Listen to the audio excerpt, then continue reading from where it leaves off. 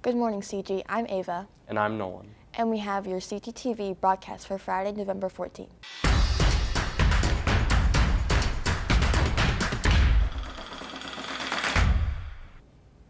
A CGHS junior traveled to France last summer. Gabby Rogers brings you the story. Last summer, Brooklyn Bruner was a part of the honors language program put on by IUPUI. She traveled to Brest, France, 5 hours outside of Paris, and lived for 6 weeks with a new family and no phone. So the specific language program that I participated in is open to all Indiana students, and it's not just for French students, it's for any student that speaks foreign language. And basically you go to a country that speaks your target language, and you go there for 5 to 6 weeks and basically just full on immerse in the culture and the language. I have students who can almost barely speak when they leave, or not comfortable speaking, and when they come back, usually they have gained in fluency tremendously. Their French may not be 100% accurate, but they can definitely communicate in a lot of situations. So it's pretty amazing. I was probably the worst at speaking French in the group of 21 of us that went. If I was not the worst, I was at least the second worst. My French was terrible. And I definitely felt intimidated in the beginning because I was oh my gosh, these people are really good at speaking French and I'm not. And so it's even if you're scared about that language barrier, don't be afraid to try it anyway. Andy Blau, a 2003 Center Grove graduate, participated in the 2002 honors language program. I stayed in San Luis Potosi, Mexico with a host family in the summer of 2002. It is a great experience, a great opportunity for you to immerse yourself in a language and a culture, really gain a fluency in that language. That the experience has stayed with me for my entire life. I'm very glad that I went, and I highly recommend you do too. Don't be afraid to go because you feel you're not ready. I have no regrets in doing this program. I think it is the best thing that, actually not I think, I know, this is the best thing that has happened to me my whole life so far. Thanks, Gabby. A recent activity that CG students have participated in is Star Dodgeball. Xavier Parks brings you the story. Each Friday for the past few weeks, many STAR classes have been gathering in the Student Activity Center to compete against one another in dodgeball. Here, especially before COVID, we would have a dodgeball tournament on the Friday before homecoming.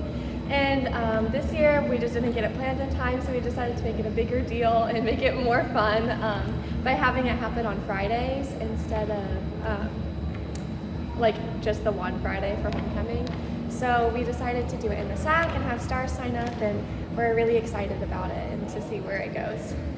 As the tournament rages on, the competition grows smaller and the victor closes in on the crown. Some believe that winner will be Sanders' star class. I think I'm expecting Sanders' star to win. While others are hoping that the seniors will get one last victory for their final year. If the senior class wins, though, I think it'd be fun to see the seniors win the last year that they're here.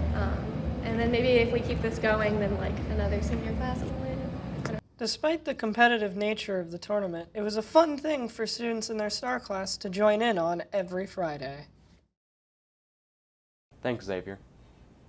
After beating Whiteland in the semifinal round, the girls basketball team will play at Edinburgh tomorrow at 10:30 a.m. for a county championship. Carly Barlow brings you an inside look at the team. The girls basketball team is 3-2 going into the county championship game this weekend. After falling to Franklin in last year's county championship, junior Rachel Wirtz knows what the team needs to do. We're definitely focusing on our defense and after a shot, making sure we're hipping in and limiting the amount of offensive rebounds the other team gets, but also doing the simple things like grabbing the ball strong, ripping through, being able to get it out of a trap, slowing down our offense, and things like that. In a close game, the team is prepared. In their opening 5 games, the team has twice gone into overtime, winning in double overtime at Warren Central. This offseason we did a ton of conditioning, so I think that's helped us.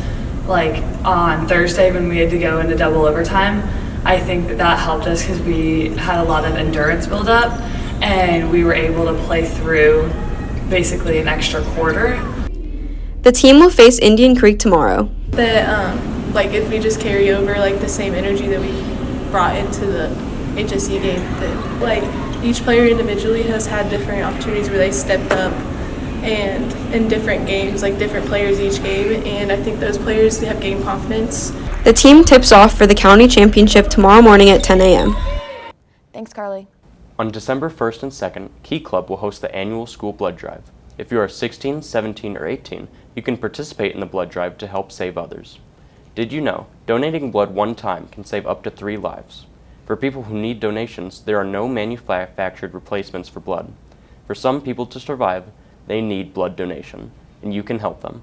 To register for the blood drive, scan this QR code.